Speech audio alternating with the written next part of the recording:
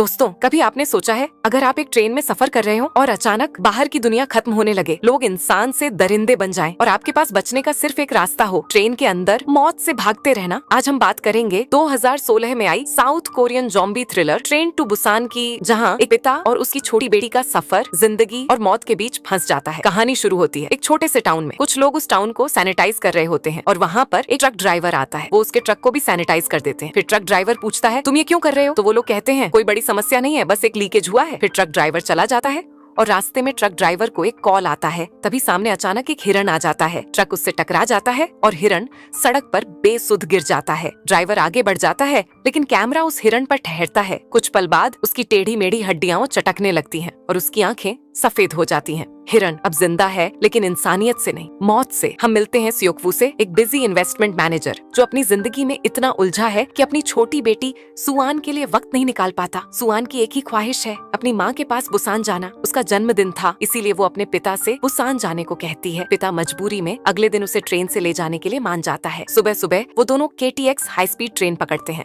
Train में अलग अलग यात्री हैं, एक प्रेग्नेंट औरत और उसका मजबूत लेकिन मजाकिया पति संग हुआ 2 बुजुर्ग बहनें, एक हाई स्कूल बेसबॉल टीम और उनकी दोस्त, और एक घबराया हुआ सूट पहने बिजनेसमैन योंग सुक। जैसे ही ट्रेन चलती है, आखिरी पल में एक अजीब सी लड़की दौड़कर ट्रेन में चढ़ती है। उसके पैर पर गहरा घाव है और वो बुरी तरह हाँफ रही है। कोई नहीं जानता वो कौन है, लेकिन खतरा अब ट्रेन में सवार हो चुका है। कुछ देर बाद वही घायल लड़की अजीब हरकतें करने लगती है। उसका शरीर मरोड़ खाने लगता है, हड्डियां आवाज करती हैं और अचानक वो पास की एक महिला पर झपट पड़ती है। उसकी गर्दन में दांत गड़ा देती है। कुछ ही सेकंड में वो महिला भी वैसी ही बन जाती है और फिर अफरा तफरी मच जाती है। लोग चिल्लाते हैं, भागते हैं, लेकिन काटे गए लोग कुछ ही सेकंड में जॉम्बी बन जाते हैं। तेज, खतरनाक और प्यासे जॉम्बी फैलने लगते हैं। सियोक्वू अपनी बेटी को लेकर एक डिब्बे में छुपता है। वो देखता है संग हुआ अपनी गर्भवती पत्नी की रक्षा करते हुए जॉम्बीज से भिड़ रहा है। शुरुआत में सियोक्वू सिर्फ खुद और बेटी के बारे में सोचता है। वो गेट बंद करता है, लेकिन उसकी बेटी कहती है कि वो उन्हें जानती है। फिर सियोक्वू गेट खोल देता है। संघवा की पत्नी गेट पर पानी डालकर न्यूज़पेपर लगा देती है, जिससे जॉम्बी उन्हें देख न सकें और वो शांत हो जाएं। इस ट्रेन में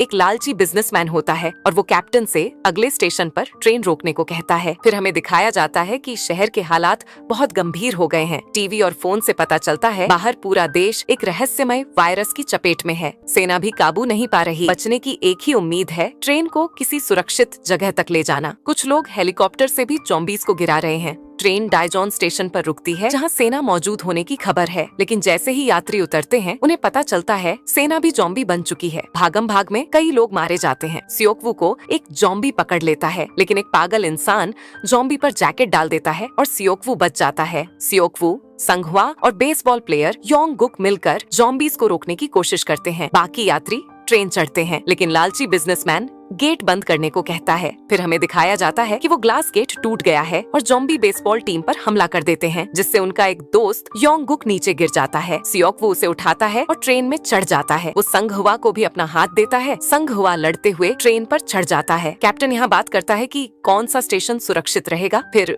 वो जाने का फैसला करते हैं। संघवा की पत्नी सुआन और बाकी लोग जॉम्बी के बीच फंस जाते हैं। फिर वो टॉयलेट में छुपने की कोशिश करते हैं, लेकिन एक जॉम्बी उन्हें देख लेता है और बाकी जॉम्बी भी आकर्षित हो जाते हैं। लालची बिजनेसमैन ट्रेन को बुसान रोकने से मना करता है और संघवा अपनी पत्नी को कॉल करता है, लेकिन कॉल सियोक्वू की बेटी उठाती है और कहती है, बचो। सियोक्वू, संघवा, योंगगुक अपने परिवार दोस्तों को बचाने की कोशिश करते हैं। वो लड़ने के लिए तैयार होते हैं। संघवा सबसे आगे होता है और बीच में योंगगुक, सबसे पीछे सियोक्वू। यहाँ एक फाइट होती है। तीनों मर्द बीच के जॉम्बी भरे डिब्बों से गुजरते हैं। अगले डिब्बे में योंगगुक के दोस्त होते हैं, जिन्हें देखकर वो रुक जाता है। संघवा समझ जाता है और खुद उन जॉम्बीज से लड़ता है। यहाँ एक अहम सीन है। ट्रेन अंधेरे टनल में जाती है और पता चलता है कि जॉम्बीज उस अंधेरे में देख नहीं पाते। वे इस मौके का फायदा उठाकर धीरे धीरे निकलते हैं। अगले डिब्बे में सियोक्वू संघवा का मोबाइल लेता है और उसमें अपने नंबर पर कॉल करता है, जिससे सारे जॉम्बी आवाज सुनकर पीछे जाने लगते हैं। फिर संघवा अपनी पत्नी को टॉयलेट का गेट खोलकर डरा देता है और एक फनी सीन आता है।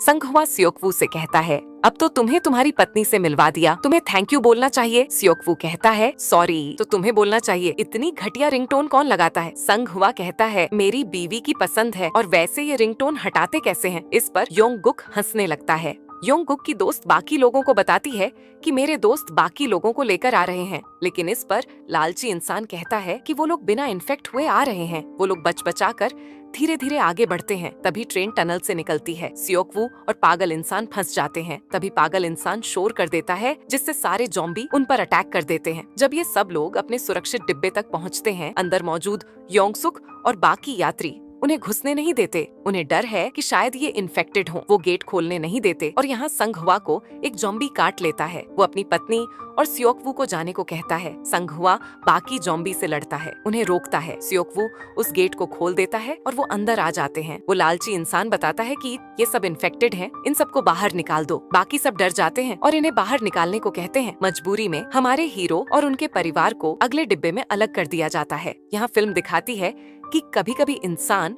ज़ॉम्बीज़ से भी ज्यादा निर्दयी हो सकता है। फिर वो औरत जिसकी बहन ज़ॉम्बी बन चुकी है मन ही मन सोचती है ये सब मतलबी लोग हैं। वो औरत दरवाजा खोल देती है जिससे सब मर जाते हैं। आगे हम देखते हैं कि रास्ता ब्लॉक होने के कारण कैप्टन अनाउंसमेंट करता है कि हमें दूसरी ट्रेन लेनी पड़ेगी। फिर पता चलता है कि लालची इंसान और एक आदमी बचा होता है, लेकिन अब अनाउंसमेंट उन दोनों ने भी सुन ली थी। अब वो लालची इंसान उस आदमी से आगे बढ़ने को कहता है, लेकिन वो उसे धोखा देता है और आगे फेंक देता है जिससे ज़ॉम्बी मार देते हैं। कैप्टन को एक ट्रेन मिल जाती है और वो उसे आगे ले जाता है, लेकिन सामने से एक ट्रेन आती है और एक बड़ा एक्सीडेंट हो जाता है। फिर हमें दोनों बेसबॉल प्लेयर्स दिखाए जाते हैं। उनमें से लड़की को लालची इंसान ज़ॉम्बी की तरफ फेंक देता है और यहाँ पर दोनों प्लेयर्स मर जाते हैं। सियोक-वू और बाकी लोग ट्रेन के नीचे फंस जाते हैं। लालची इंसान को बचाने के चक्कर में कैप्टन ट्रेन से उतरता है और वो उसे भी ज़ॉम्बी के आगे कर देता है। सियोक-वू किसी तरह निकलता है, लेकिन पागल इंसान बाकी के लिए अपनी जान दे देता है और सारे ज़ॉम्बी एक दूसरे से टकराकर गिरते हैं, लेकिन वो उनका पीछा नहीं छोड़ते। किसी तरह वो तीनों ट्रेन पर चढ़ जाते हैं, लेकिन ज़ॉम्बी ट्रेन पर लटक जाते हैं और सियोक-वू उन्हें हटाता है और वो उन्हें हटाने में कामयाब हो जाता है। फिर जब वो इंजन का गेट खोलते हैं तो उन्हें लालची इंसान दिखता है जो इन्फेक्टेड हो चुका था। फिर सियोक-वू और ज़ॉम्बी के बीच